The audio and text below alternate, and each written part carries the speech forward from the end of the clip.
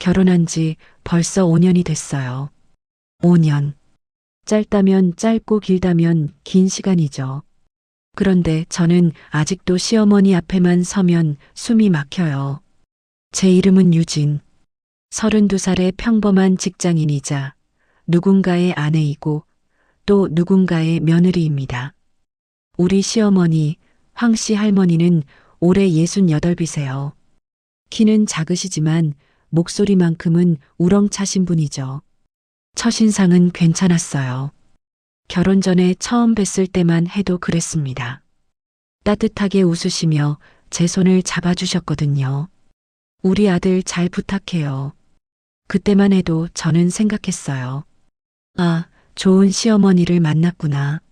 남편도 착하고 순한데 어머님도 이렇게 다정하시니 얼마나 좋아. 그런데 결혼하고 나서부터 뭔가 달라지기 시작했습니다. 처음엔 작은 것들이었어요. 제가 해드린 음식을 드시면서도 표정이 별로 밝지 않으셨죠? 국이 짜다, 반찬이 싱겁다, 밥이 질다. 처음엔 제 요리 실력이 부족한 거라고 생각했어요. 그래서 더 열심히 배우고 노력했습니다. 요리책도 사고 유튜브 영상도 보고 주말마다 연습도 했어요. 그런데 아무리 애를 써도 시어머니의 표정은 펴지질 않았어요. 아니, 오히려 시간이 갈수록 더 굳어지는 것 같았습니다. 요즘 애들은 밥도 제대로 못해. 그 말을 처음 들었을 때 가슴이 철렁 내려앉았어요. 남편 통해서 들은 거였죠. 남편은 웃으면서 말했지만 저는 웃을 수가 없었습니다. 제가 그렇게 못하나? 정말 그렇게 형편없나? 그 후로 저는 시어머니 앞에 설 때마다 긴장하기 시작했어요. 말 한마디, 행동 하나하나가 평가받는 것 같았거든요. 인사를 하면 인사성이 없다 하시고, 말을 많이 하면 자기 할 말만 한다 하시고, 조용히 있으면 무뚝뚝하다 하시고, 어느 순간부터 저는 시어머니가 뭘 원하시는지 알 수 없게 됐어요. 대체 제가 어떻게 해야 하는 걸까요? 뭘 해야 인정받을 수 있을까요? 남편한테 말했어요. 속상하다고.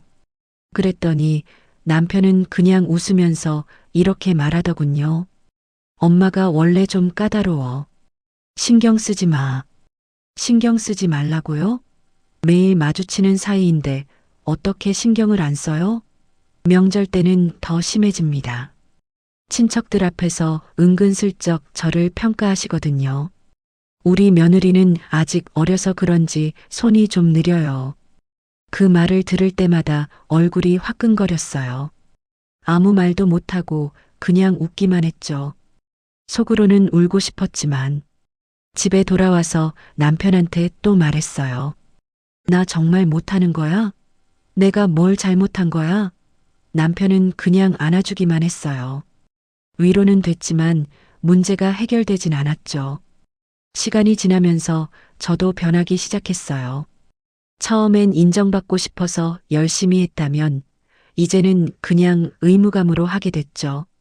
시어머니 앞에서 웃는 것도 공손하게 말하는 것도 전부 다 연기처럼 느껴졌어요. 집에 돌아오면 한숨부터 나왔습니다. 거울을 보면 제 얼굴이 굳어 있었어요. 언제부터 이렇게 됐을까? 저는 원래 밝은 사람이었는데 어느 날 문득 이런 생각이 들었어요. 어머님은 대체 왜 이러실까? 내가 정말 그렇게 마음에 안 드실까? 하지만 묻지 못했어요. 물어볼 용기도 없었고 물어봐도 달라질 것 같지 않았거든요. 그저 시간이 해결해 주길 바라며 하루하루를 버텼습니다. 그렇게 5년이 흘렀어요. 겉으로는 평온해 보였지만 속으로는 서로에게 불만이 가득 쌓여가고 있었습니다. 마치 보이지 않는 벽이 우리 사이에 점점 높아지는 것처럼요. 사실 황씨 할머니도 속으로는 많이 힘들어 하셨대요. 이건 나중에 알게 된 이야기인데 시어머니도 나름대로 고민이 많으셨던 거죠. 시어머니는 평생 농사를 지으며 사셨어요. 새벽같이 일어나 밭에 나가고 해질 때까지 일하고 집에 와서는 시어머니 시중을 들고 그렇게 40년을 사셨대요. 한 번도 자기 하고 싶은 거 해본 적 없이 그냥 살아왔다고 하시더군요. 그런 시어머니 눈에 요즘 며느리들은 이해가 안 되는 존재였던 거예요. 회사 다니고 자기 시간 갖고 취미 생활도 하고 시어머니 세대에선 상상도 못할 일이었죠. 시어머니는 친구들 만나면 이런 말씀을 하셨대요. 요즘 애들은 참 편하게 살아. 우리 때는 상상도 못했던 삶이지. 겉으로는 그렇게 말하면서도 속으로는 외로우셨던 것 같아요. 남편, 그러니까 저희 시아버지는 5년 전에 돌아가셨거든요. 그 후로 시어머니는 혼자 사셨어요. 큰아들, 그러니까 제 남편의 형은 해외에 나가 있고 저희만 근처에 살았죠. 처음엔 혼자 사는 게 편하다고 하셨어요. 간섭받지 않고 자유롭게 살 수 있으니까. 그런데 시간이 지나면서 점점 쓸쓸해지셨나 봐요. 집은 넓은데 혼자라는 게 얼마나 적막한지.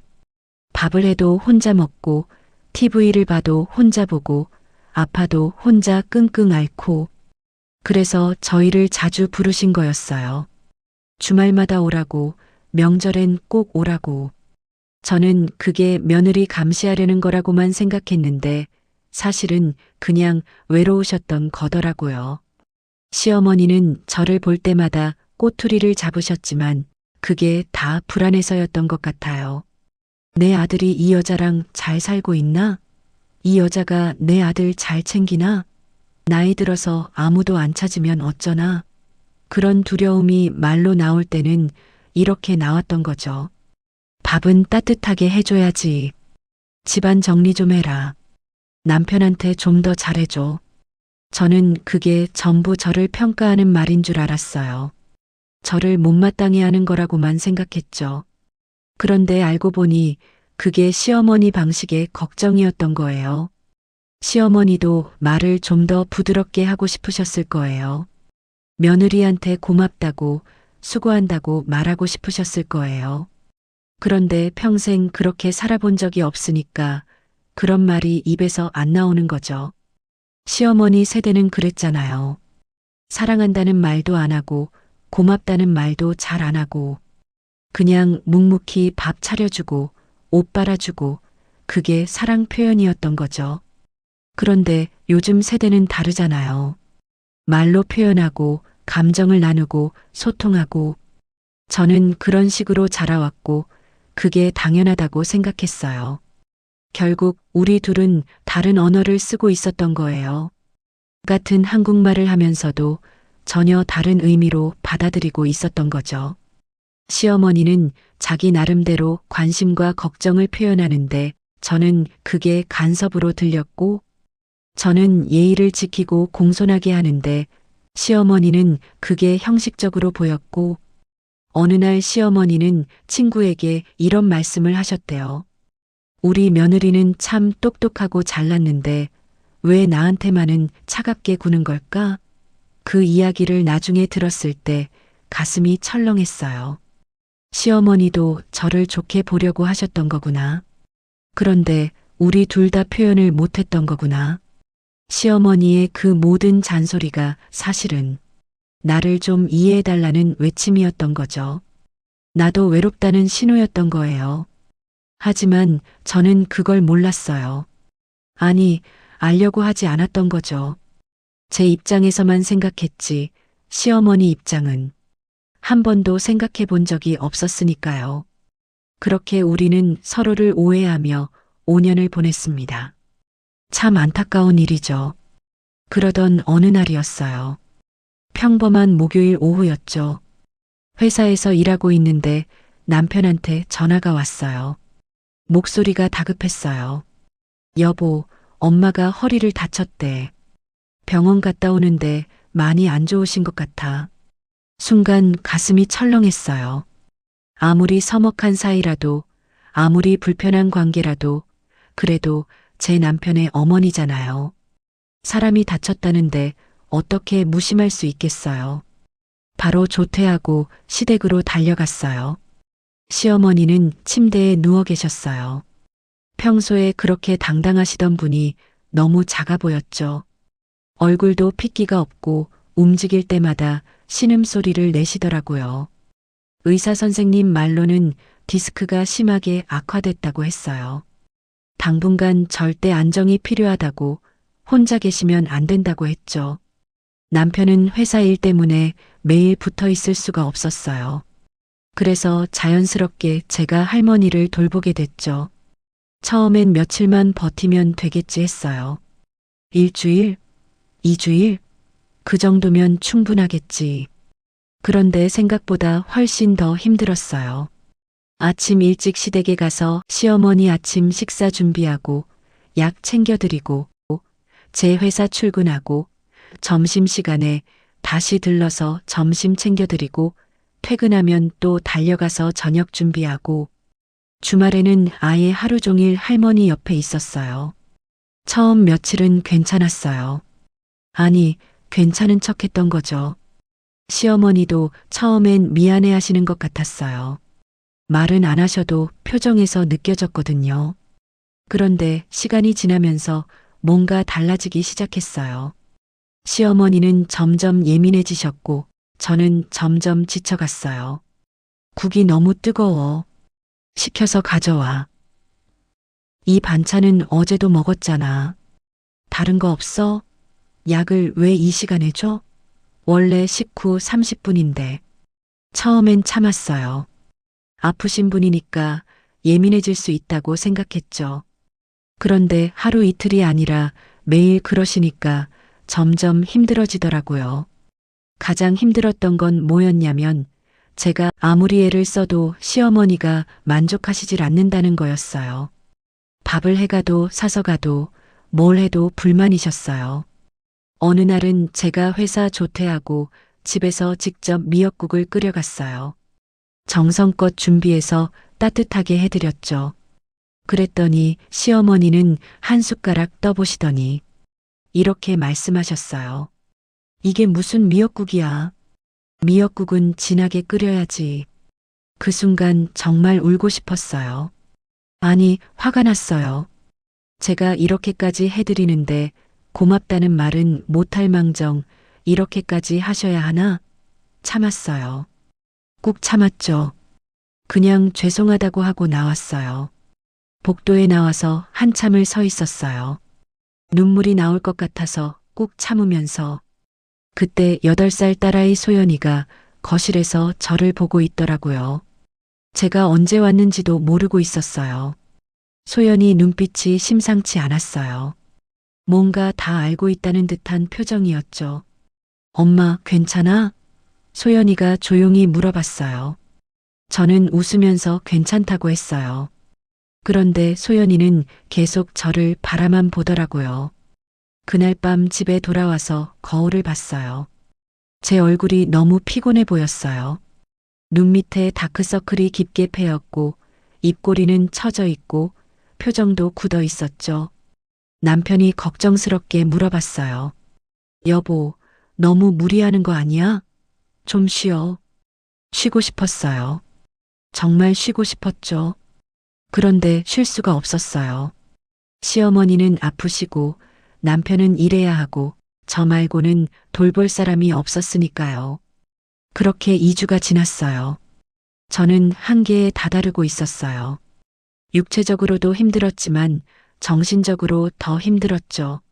나는 정말 인정받을 수 없는 사람인가? 그 생각이 자꾸 들었어요. 이렇게까지 하는데도, 이렇게까지 애쓰는데도 시어머니 눈에는 여전히 부족한 며느리일 뿐인가? 그때 저는 몰랐어요. 제가 지쳐가는 걸 누군가 조용히 지켜보고 있다는 걸.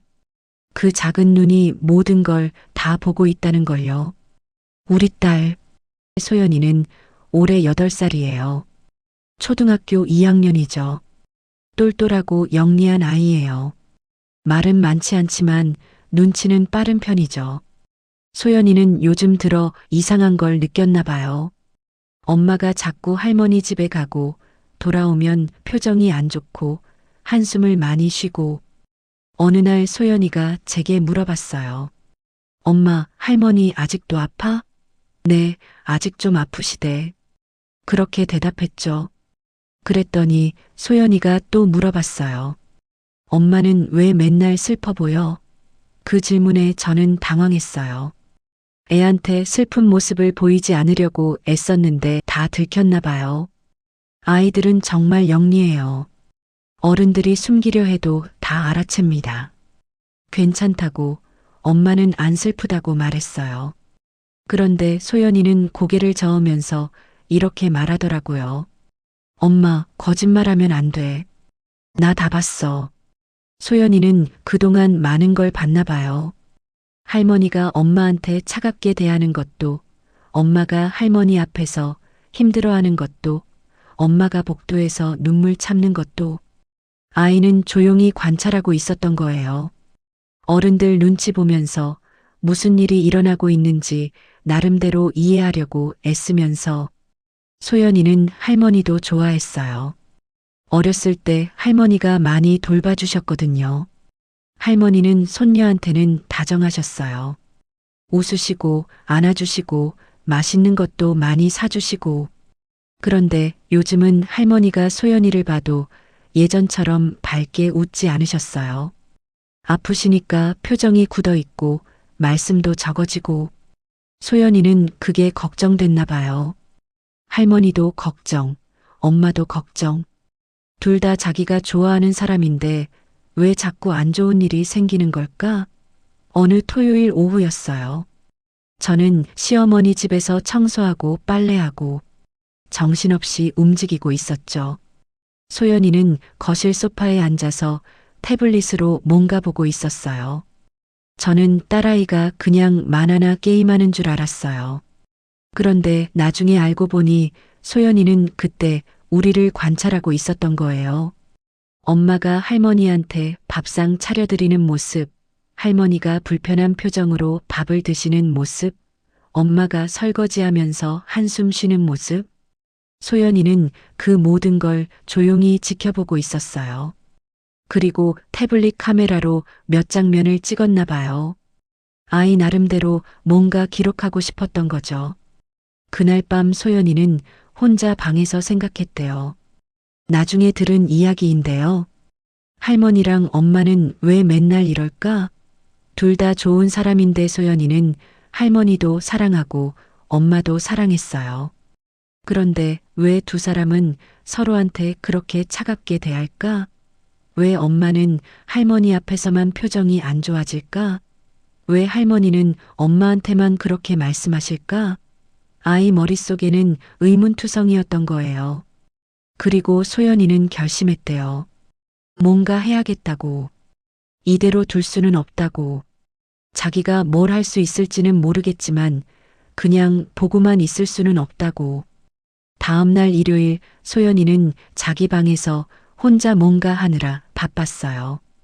저는 그게 뭔지 몰랐죠. 그냥 아이가 숙제하거나 놀고 있는 줄만 알았어요. 그런데 소연이는 그때 작은 프로젝트를 시작하고 있었던 거예요. 자기만의 방식으로 엄마와 할머니를 도우려는 작은 계획. 아이는 태블릿을 열고 그동안 찍어둔 사진과 영상들을 하나씩 정리하기 시작했어요. 엄마가 할머니를 돌보는 모습, 할머니가 힘들어 하시는 모습, 엄마가 슬퍼 보이는 모습. 그리고 소연이는 생각했어요. 이걸 보여드리면 둘 다 서로가 얼마나 힘든지 알 수 있지 않을까? 8살 아이의 순수한 생각이었어요. 어쩌면 너무 단순한 생각이었을 수도 있죠. 하지만 때로는 아이들의 단순함이 어른들의 복잡함을 풀어주기도 하잖아요. 소연이는 그날 오후 내내 자기 방에서 뭔가를 만들었어요. 작은 손가락으로 태블릿을 두드리며 열심히 뭔가 했죠. 저는 그걸 몰랐어요. 그저 딸아이가 조용히 있으니 좋다고만 생각했죠. 저도 너무 지쳐서 딸한테 신경 쓸 여유가 없었거든요. 그렇게 소연이의 작은 프로젝트가 시작됐습니다. 아무도 모르게 조용히. 소연이는 일주일 동안 조용히 작업했어요. 학교 갔다 와서 숙제 끝내고 저녁 먹고 나면 자기 방에 들어가서 태블릿과 씨름했죠. 처음에 저는 소연이가 요즘 태블릿만 붙잡고 있는 게 좀 걱정됐어요. 혹시 게임에 빠진 건 아닐까? 유튜브만 보는 건 아닐까? 소연아, 태블릿 그만 보고 책 좀 읽어. 그렇게 말하면 소연이는 조용히 고개만 끄덕이고 다시 화면을 들여다봤어요. 뭔가 집중해서 하고 있는 것 같았지만 제가 계속 뭘 하는지는 보여주지 않았어요. 나중에 알았지만 소연이는 그때 정말 열심히 뭔가를 만들고 있었던 거예요. 유튜브에서 영상 만드는 법 같은 걸 검색해보고 무료 앱을 다운받아서 이것저것 시도해보고 8살 아이가 혼자서요. 아무한테도 도움 안 받고 그냥 자기 힘으로. 소연이가 모은 영상과 사진은 생각보다 많았어요. 엄마가 할머니 밥상 차리는 모습, 할머니가 허리 아파하시는 모습, 엄마가 설거지하면서 한숨 쉬는 모습, 할머니가 창밖을 멍하니 바라보시는 모습, 그리고 소연이는 그 장면들을 하나하나 이어붙였어요. 서툴지만 정성스럽게 중간중간 자막도 넣었어요. 맞춤법이 틀린 것도 있고 문장이 어색한 것도 있었지만 아이의 진심이 담겨 있었죠. 할머니는 아프셔서 힘드신 것 같아요. 엄마는 할머니 돌봐드리느라 피곤해 보여요. 할머니도 엄마도 둘 다 착한 사람인데 왜 서로한테는 차갑게 대하는지 모르겠어요. 그렇게 2분짜리 영상이 완성됐어요. 짧지만 강렬한 영상이었죠. 전문가가 만든 것처럼 세련되진 않았지만 그래서 더 진심이 느껴지는 영상이었어요. 그리고 마지막 장면. 소연이가 직접 카메라 앞에 앉아서 말하는 장면이었어요. 아이는 좀 떨리는 목소리로 천천히 말했어요. 할머니, 엄마. 나는 둘 다 너무 좋아해요. 할머니는 나한테 맨날 웃어주시고 엄마는 나를 꼭 안아줘요. 그런데 요즘은 둘 다 안 웃어요. 할머니는 아프시고 엄마는 슬퍼 보여요. 할머니도 아픈데 말로는 못 하시는 것 같고 엄마도 잘하고 싶은데 잘 안 되는 것 같아요. 제발 사이좋게 지내면 안 돼요? 나는 둘 다 웃는 게 보고 싶어요. 영상을 다 만들고 나서 소연이는 한참을 고민했대요. 이걸 누구한테 먼저 보여줄까? 엄마한테? 할머니한테? 생각 끝에 소연이는 할머니한테 먼저 보여드리기로 했어요. 할머니가 더 외로워 보이셨으니까. 그리고 할머니가 먼저 마음을 여시면 엄마도 편해질 것 같았으니까. 아이 나름대로의 전략이었던 거죠. 다음 주 토요일 저는 또 할머니 댁에 갔어요. 소연이도 데리고 갔죠. 저는 부엌에서 점심 준비하고 소연이는 할머니 방에 들어가 있었어요. 한참 후에 소연이가 나와서 제게 말했어요. 엄마, 나 할머니한테 영상 하나 보여드렸어. 무슨 영상? 그렇게 물었더니 소연이는 그냥 웃기만 했어요. 그때는 대수롭지 않게 넘겼어요. 아이가 유튜브 영상이나 보여드린 줄 알았죠. 그런데 그날 저녁 남편한테 전화가 왔어요. 여보, 엄마가 오늘 뭐 좀 이상하셨어. 자꾸 눈물 흘리시고 소연이가 뭐 보여드렸대?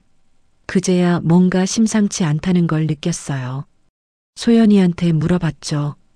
소연아, 할머니한테 무슨 영상 보여드린 거야? 소연이는 태블릿을 꺼내서 저한테 보여줬어요. 그 2분짜리 영상을요.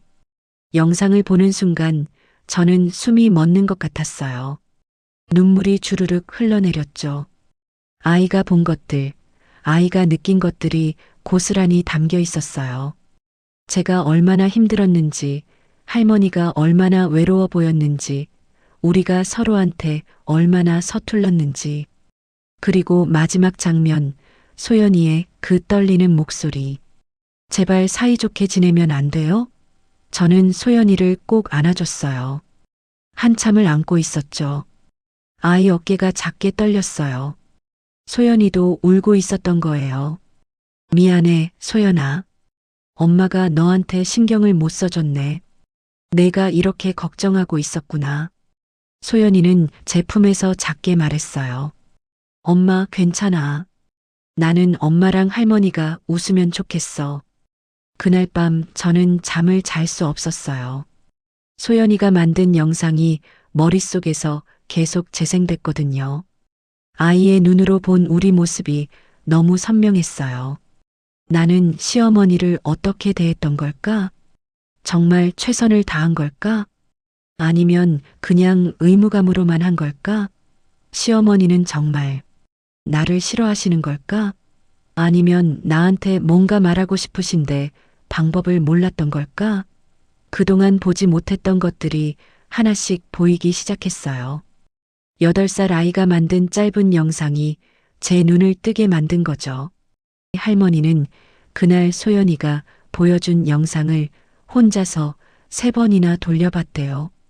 방문을 닫고 혼자 앉아서 작은 태블릿 화면을 들여다보면서 첫 번째 볼 때는 그냥 담담하게 보셨대요. 손녀가 만든 영상이니까 한번 봐주는 마음으로. 그런데 영상이 끝날 때쯤 가슴이 먹먹해지기 시작했대요. 두 번째 볼 때는 눈물이 조금 고였대요. 며느리가 밥상 차리는 장면, 설거지하는 장면, 한숨 쉬는 장면. 그동안 당연하게 생각했던 것들이 새롭게 보이기 시작한 거죠. 세 번째 볼 때는 참지 못하고 울음을 터뜨렸대요. 특히 마지막 장면, 소연이가 떨리는 목소리로 말하는 장면에서요. 제발 사이좋게 지내면 안 돼요? 그 말이 할머니 가슴에 비수처럼 꽂혔던 거예요. 할머니는 손등으로 눈물을 닦으면서 생각하셨대요. 내가 뭘 한 거지? 저 착한 며느리한테, 저렇게 애쓰는 며느리한테 내가 뭘 한 거지? 사실 할머니도 아셨던 거예요. 며느리가 얼마나 고생하는지, 얼마나 애쓰는지. 다 보셨어요. 다 아셨어요. 그런데 입에서 나오는 말은 늘 불평이었죠. 왜 그랬을까요? 할머니는 그제야 깨달았대요. 자기가 두려웠던 거라고. 나이 들어서, 몸 아파서, 아무한테도 필요 없는 사람이 되는 게 무서웠던 거라고. 그래서 자꾸 뭔가 지적하고, 잔소리하고, 그래야 자기 존재감을 확인할 수 있었던 거예요. 나는 아직 이 집에 내 말을 들어야 하는 사람이야. 그런 불안함이 말로 나올 때는 늘 며느리를 향한 비난이 됐던 거죠. 할머니는 창밖을 보면서 혼자 중얼거렸대요. 난 참 바보였구나. 내 외로움을 저 아이한테 화풀이한 거였어. 그날 밤 할머니는 잠을 설쳤어요. 며느리 얼굴이 자꾸 떠올랐거든요. 아침마다 밥상 차려주던 모습, 약 챙겨주던 모습, 말없이 빨래하던 모습. 한 번도 화내지 않았어요. 한 번도 짜증내지 않았어요. 할머니가 아무리 차갑게 대해도 며느리는 묵묵히 자기 할 일을 했죠. 그게 얼마나 힘든 일인지 이제야 알 것 같았어요. 다음 날 일요일 아침이었어요. 저는 평소처럼 시어머니 댁에 갔어요. 아침 식사 준비하러요. 부엌에서 국 끓이고 반찬 데우고 있는데 시어머니가 방에서 나오셨어요. 평소에는 제가 다 차려놓을 때까지 방에 계시는데 그날은 일찍 나오신 거예요. 그리고 부엌 문 앞에 서서 저를 한참 바라보시더라고요. 저는 좀 이상했어요. 시어머니가 왜 저렇게 서 계시지? 무슨 일 있으신가? 어머님, 아직 준비 안 됐어요. 조금만 기다려주세요. 그렇게 말했는데 시어머니는 대답이 없으셨어요. 그냥 계속 저를 보고만 계셨죠. 저는 뭔가 불안했어요. 혹시 또 뭐가 잘못됐나? 밥이 문제인가? 반찬이 문제인가? 그때 시어머니가 천천히 부엌으로 들어오셨어요. 그리고 제 옆에 서서 조용히 말씀하셨어요. 유진아, 그 목소리가 평소와 달랐어요. 부드럽고 떨리고 뭔가 먹먹한 목소리였죠. 저는 손을 멈추고 시어머니를 봤어요. 시어머니 눈에 눈물이 고여 있었어요. 어머님? 시어머니는 한참을 말을 잇지 못하시다가 힘겹게 입을 여셨어요. 미안하다. 정말 미안하다. 그 순간 저는 숨이 멎는 것 같았어요. 시어머니가 저한테 미안하다고? 지난 5년 동안 한 번도 들어본 적 없는 말이었어요. 시어머니는 계속 말씀하셨어요.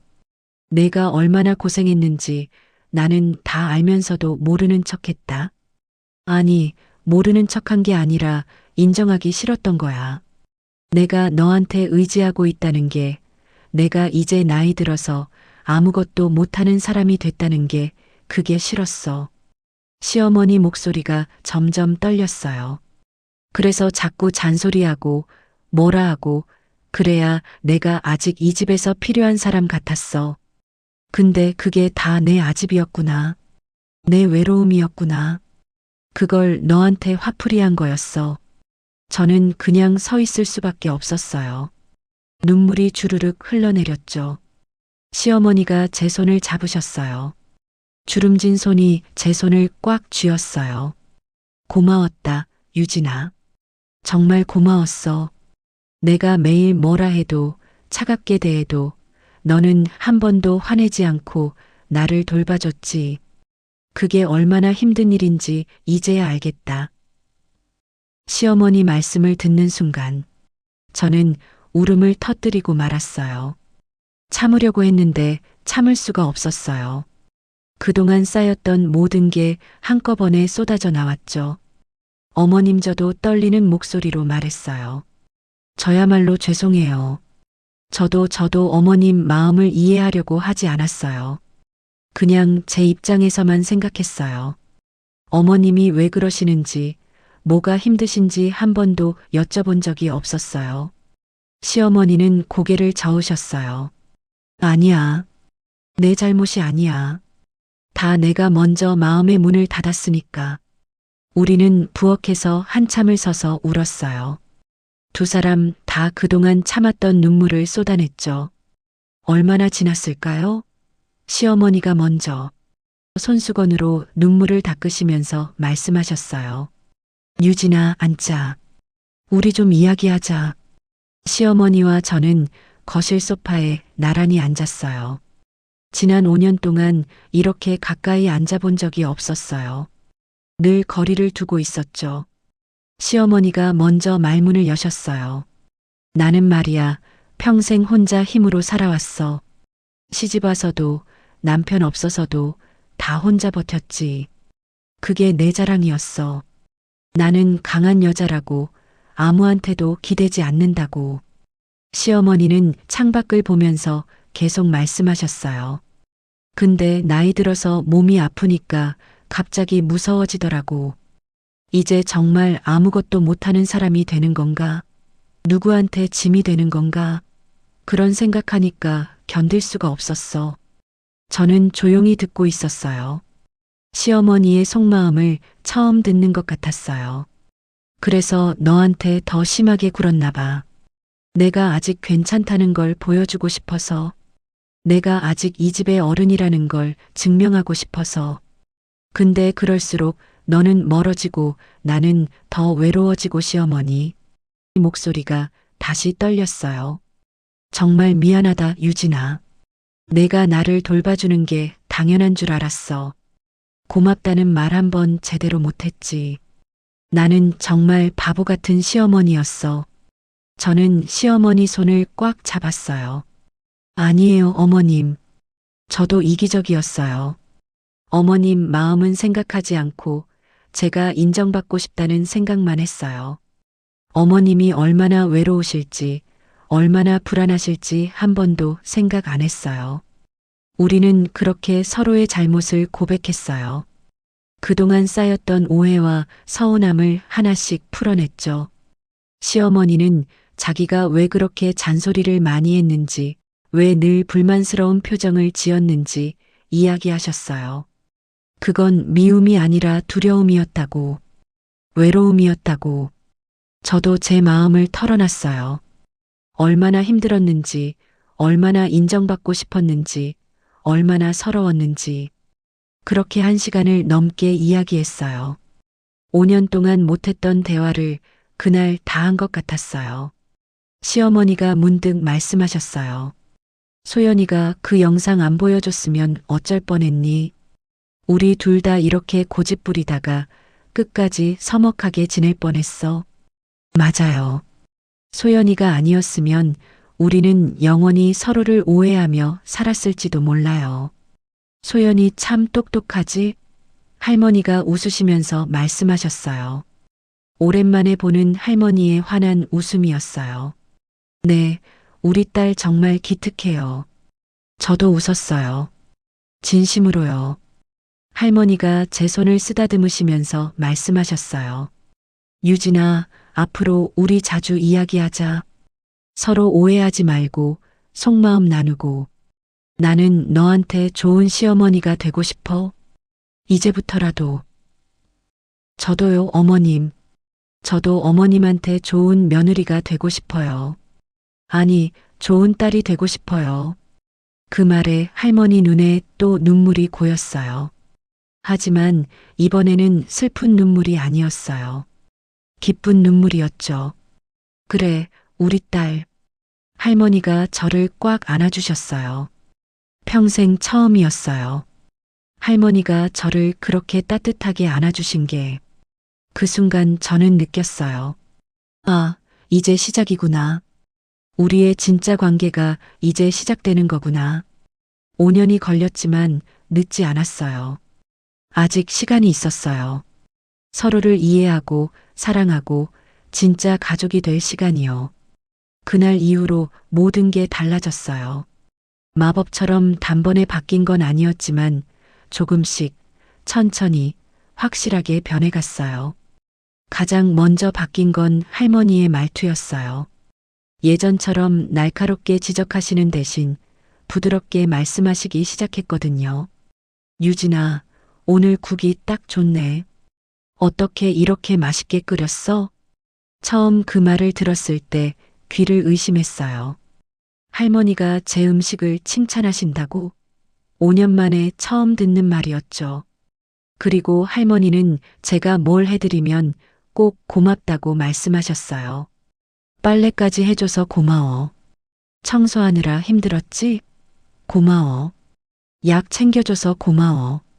매번 고맙다고 하시니까 저도 어색했어요. 하지만 기분은 좋았죠. 인정받는다는 느낌, 소중한 사람으로 대우받는다는 느낌. 저도 변했어요. 시어머니한테 좀 더 편하게 말하기 시작했거든요. 예전에는 늘 조심스럽게 격식을 차려서 말했는데 이제는 좀 더 자연스럽게 이야기했어요. 어머님, 오늘 날씨 좋은데 잠깐 산책하실래요? 어머님, 이 드라마 재밌던데 같이 볼래요? 어머님, 제가 오늘 회사에서 이런 일이 있었는데요. 일상적인 대화들이었어요. 하지만 그 일상적인 대화가 우리 관계를 바꿔놨죠. 시어머니도 당신 이야기를 들려주시기 시작했어요. 젊었을 때 이야기, 시집살이 하던 이야기, 아이들 키우던 이야기. 나는 말이야, 시집와서 정말 힘들었어. 너보다 훨씬 더 심한 시집살이를 했지. 그래도 참고 살았어. 그게 그 시대였으니까. 시어머니 이야기를 들으면서 저는 많은 걸 배웠어요. 시어머니가 얼마나 강인한 분인지, 얼마나 많은 걸 견뎌내셨는지, 그리고 이해하게 됐어요. 왜 시어머니가 저한테 그렇게 엄격했는지. 시어머니 세대에서는 그게 사랑 표현이었던 거예요. 잔소리가 관심이었고 지적이 걱정이었던 거죠. 시어머니 허리도 조금씩 나아지셨어요.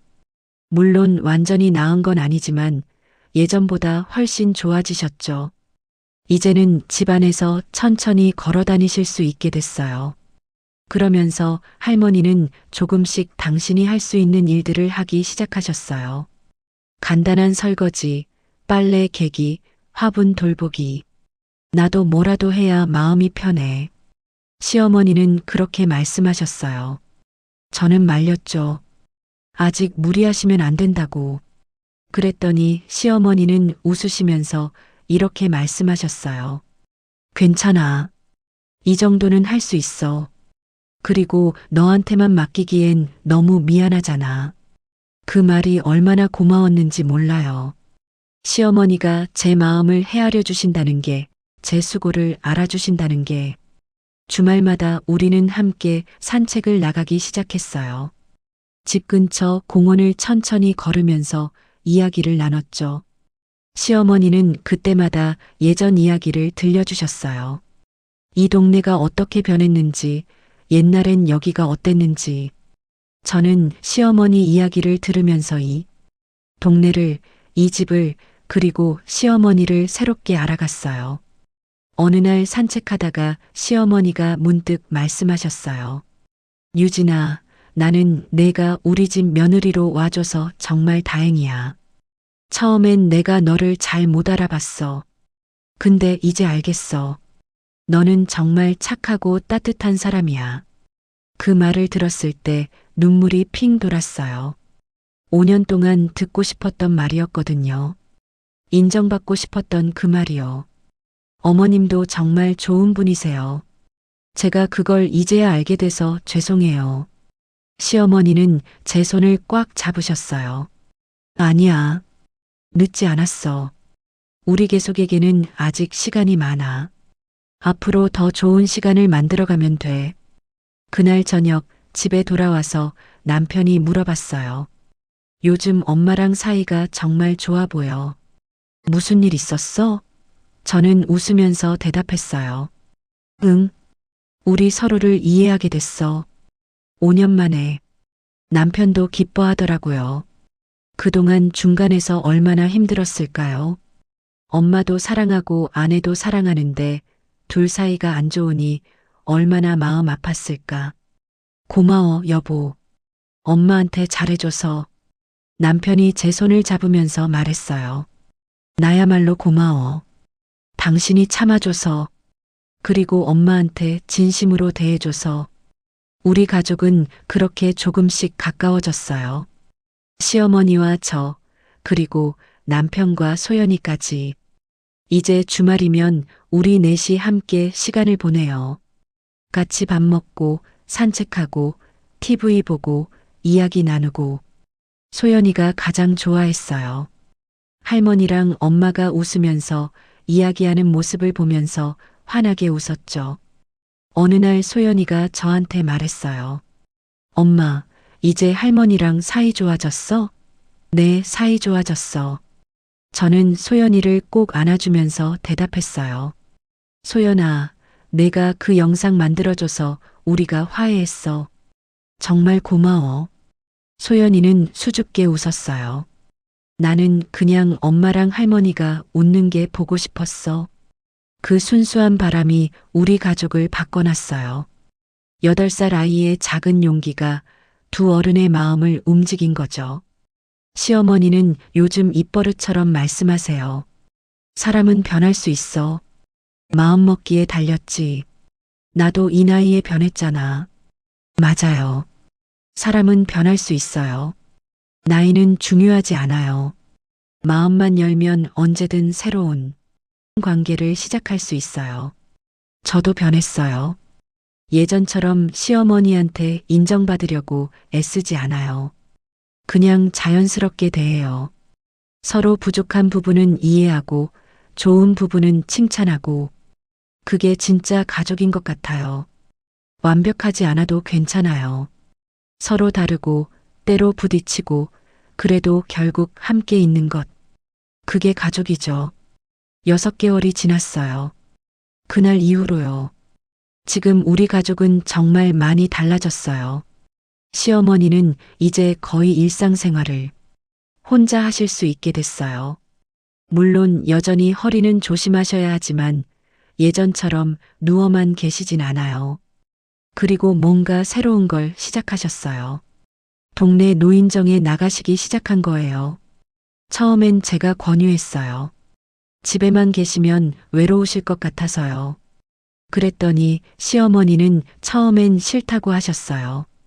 거기 가면 맨날 화투나 치고 수다나 떨고 시간 낭비야. 그런데 제가 한 번만 가보시라고 재미있을지도 모른다고 계속 말씀드렸죠. 결국 시어머니는 한 번 가보셨어요. 그리고 다음 날 또 가셨어요. 그 다음 날도요. 이제 시어머니는 거의 매일 노인정에 나가세요. 거기서 친구들도 만나시고 운동도 하시고 노래 교실도 다니신대요. 나도 아직 할 수 있는 게 많더라고. 나이 들었다고 포기할 건 없어. 시어머니 표정이 정말 밝아지셨어요. 예전처럼 집에서 혼자 우울해하시는 게 아니라 밖에 나가서 활동하시니까 기운도 나시고 건강도 좋아지신 것 같아요. 저도 이제 시어머니 걱정을 덜하게 됐어요. 시어머니가 당신 삶을 즐기시니까 저도 마음이 편해졌죠. 그리고 우리는 일주일에 한 번은 꼭 함께 시간을 보내요. 주로 일요일 저녁이에요. 우리 집이나 시어머니 댁에서 함께 저녁을 먹고 이야기를 나누죠. 시어머니는 그 시간을 정말 좋아하세요. 손녀 소연이도 보고 저희 부부도 보고 함께 밥 먹으면서 일주일 동안 있었던 일들을 나누고 어제 저녁에도 그랬어요. 시어머니 댁에서 다 같이 모였죠. 제가 불고기를 해갖고 시어머니는 김치찌개를 끓이셨어요. 밥상에 둘러앉아서 먹는데 시어머니가 문득 말씀하셨어요. 이게 행복이구나. 저는 고개를 들어 시어머니를 봤어요. 시어머니는 소연이가 밥 먹는 모습을 흐뭇하게 바라보고 계셨어요. 예전엔 몰랐어. 이렇게 다 같이 모여서 밥 먹는 게 얼마나 소중한 건지. 그냥 당연한 줄 알았지. 근데 혼자 살아보니까 알겠더라고. 이게 얼마나 귀한 시간인지. 남편이 시어머니 손을 잡았어요. 엄마, 우리 자주 모이기로 해요. 이렇게 시어머니는 고개를 끄덕이시면서 제 손도 잡으셨어요. 유진아, 정말 고마워. 내가 마음을 열어줘서. 내가 없었으면 나는 혼자 외로운 노인네로 살았을 거야. 어머님, 그런 말씀 마세요. 제가 더 감사하죠. 어머님이 저를 받아주셔서. 우리는 그렇게 손을 잡고 웃었어요. 소연이도 끼어들어서 우리 손을 덮었죠. 할머니, 엄마, 아빠 다 같이. 그 순간이 너무 따뜻했어요. 이게 가족이구나. 이게 우리가 만들어가는 행복이구나. 할머니는 요즘 자주 이런 말씀을 하세요. 내 생각이 바뀌니까 마음이 바뀌더라고. 마음이 바뀌니까 말이 바뀌고, 말이 바뀌니까 관계가 바뀌고, 관계가 바뀌니까 삶이 바뀌었어. 할머니는 이걸 마음의 눈을 뜨는 것이라고 표현하세요. 예전에는 자기 입장에서만 봤는데 이제는 상대방 입장에서도 볼 수 있게 됐다고. 저도 그래요. 예전에는 할머니가 왜 그러시는지 이해하지 못했는데 이제는 알 것 같아요. 할머니의 외로움, 두려움, 불안함. 그걸 이제는 볼 수 있어요. 그리고 그걸 이해하니까 할머니가 뭐라고 하셔도 화가 나지 않아요. 아, 할머니가 지금 외로우신가 보다.